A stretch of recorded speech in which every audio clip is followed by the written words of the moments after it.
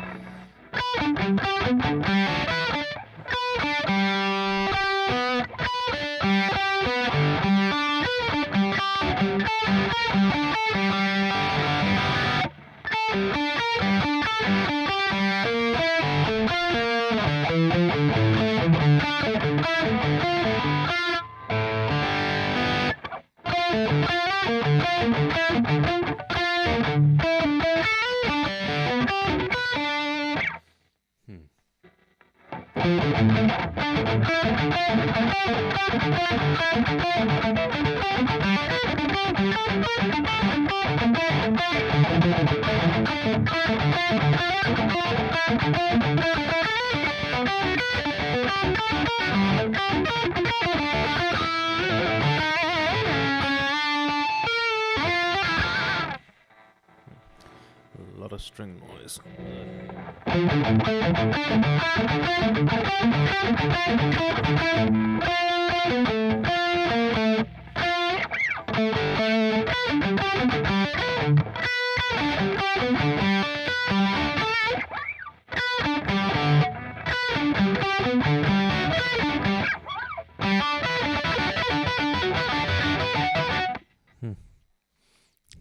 Rocket Space, what's up, man? Every time I see the flag, I'm just like, America, yeah, coming again, save the day, yeah, America.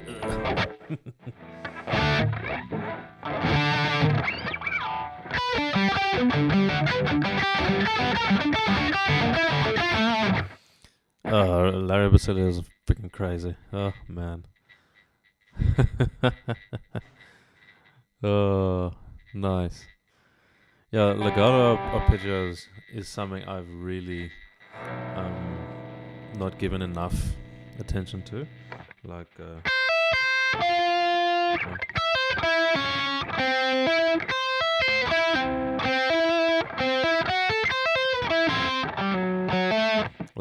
do you mean like 2-string arpeggios, or is it something else? Like,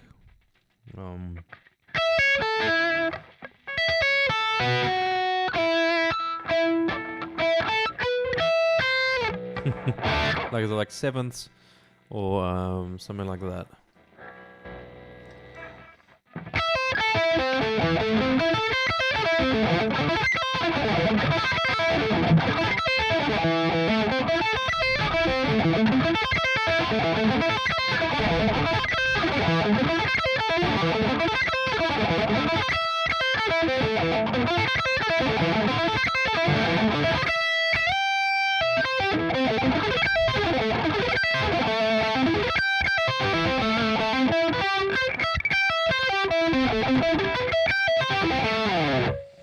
Need to go to Guitar Center and see if they sell.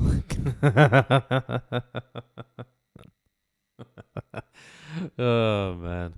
One thing that does help with that is lighter gauge strings. So right now I've got 9s on here, 9-gauge strings, but even lighter than that is quite pleasant to play because you can bend like crazy and it doesn't require nearly as much effort. So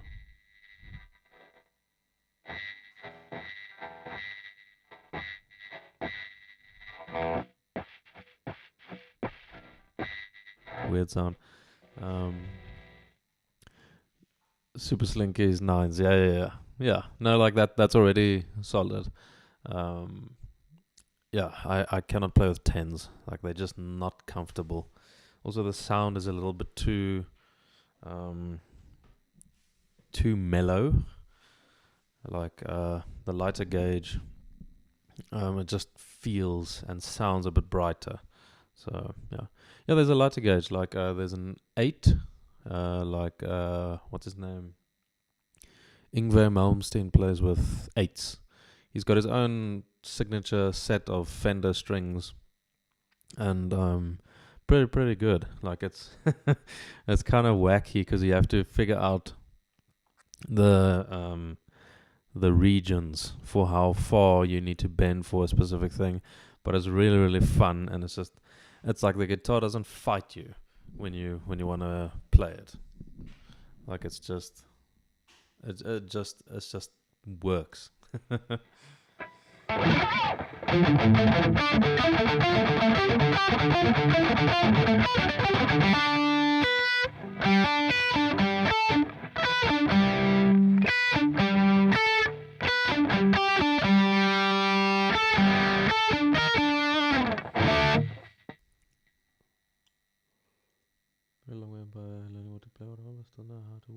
Oh no, man, that's literally the best way to learn. Like just learn stuff you want. I think I said it in one of the other streams as well, but the best way to improve is to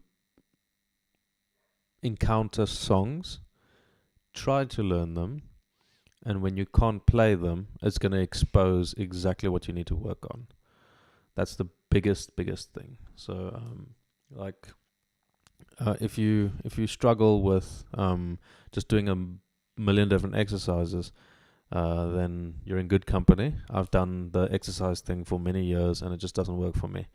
The thing that has really helped me was trying to play or trying to learn a specific song, realizing that I can't do it, and then evaluating why can't I play this? Are my hands out of sync? Is this particular thing just a little bit fast, and why am I not able to produce the expected results? And then from that you derive exercises or your practice regiment or anything, not the other way around. I've done it the other way around and it's a waste of time in my opinion.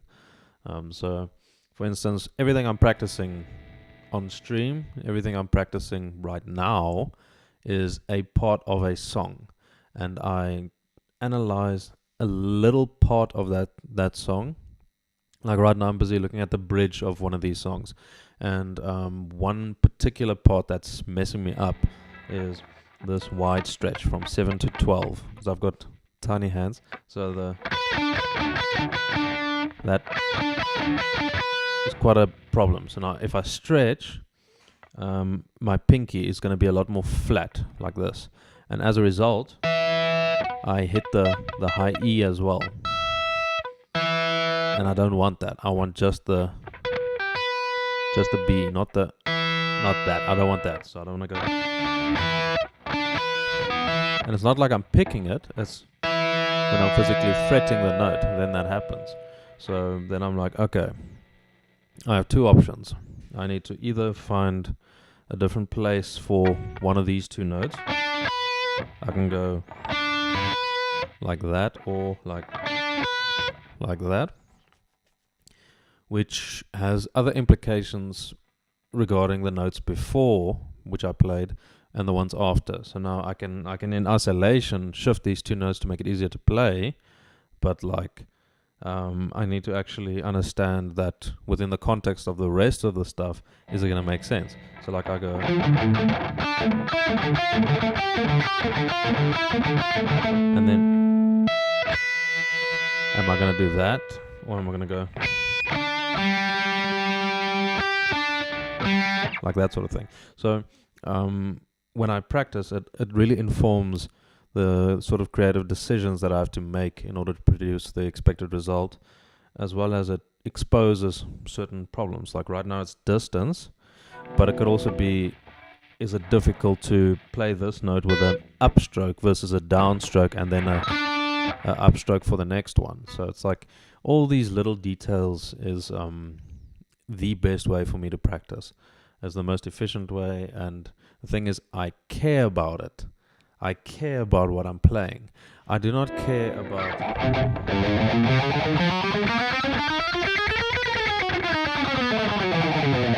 I don't care about that. Like it's once I'm able to play that at 200 BPM, fantastic. But why? Like sure, I can do the mechanics and everything, but I don't really care about it. But every time I learn a song and I struggle with it, then I encounter a part that I can't play, and you derive your exercises and everything according to that, because that is going to be very specific to you, because you can't play it, and then you need to analyze why. Larry's song, Your Love Has Had Me Practicing Alternate Economy Picking. Oh my word, string jumps, bending to desired pitch, holding bends with a sustain. Oh my word, dude, that's like a lot. Oh, yeah.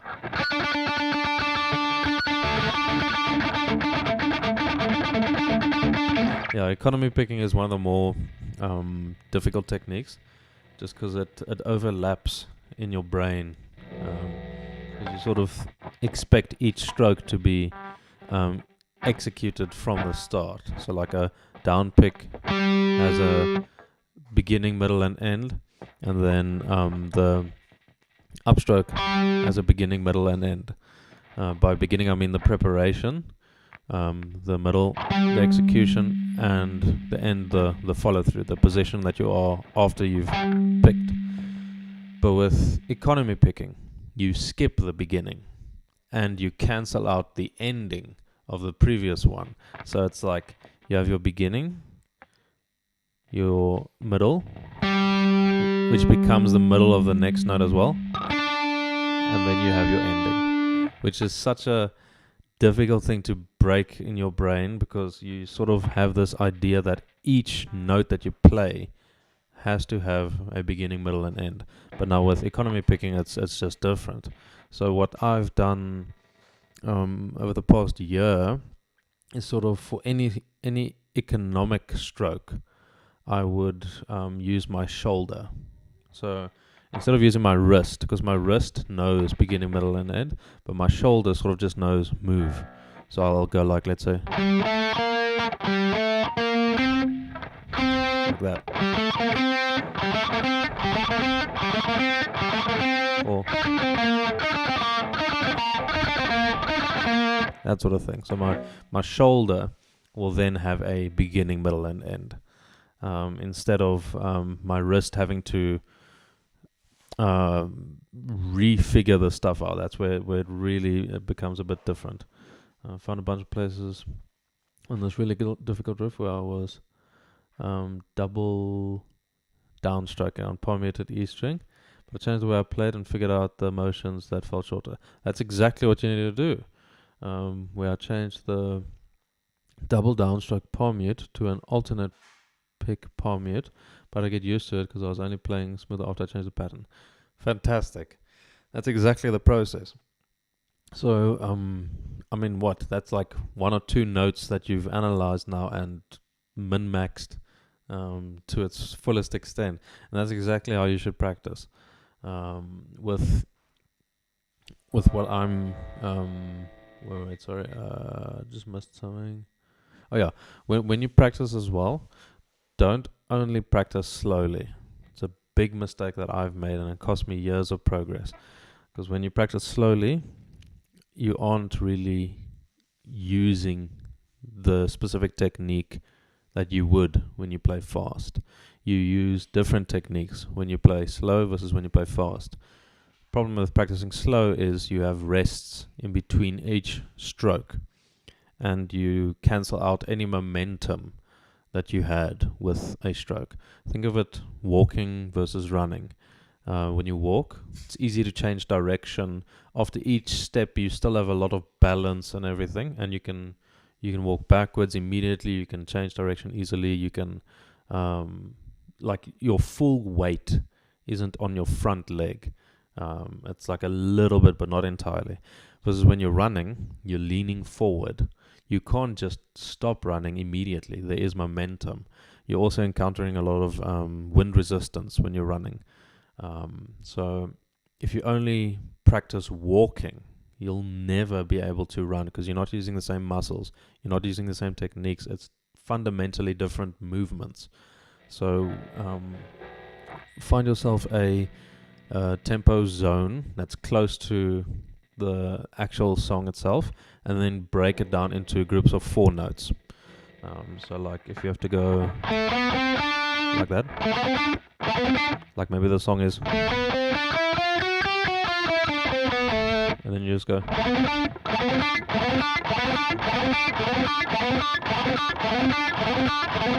and then you like,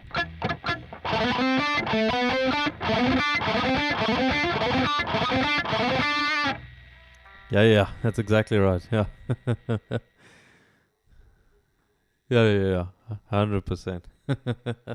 Big mistake that we make is you start at 50% and then you increase the metronome by small increments until you get to the original tempo.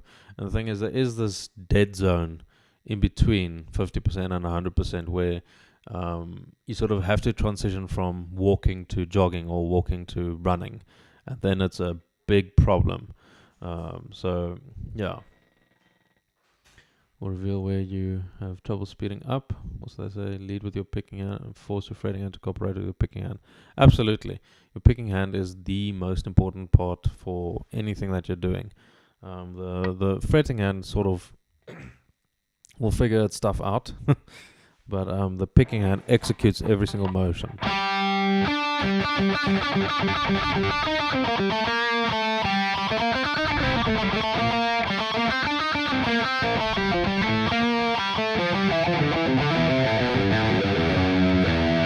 So, absolutely.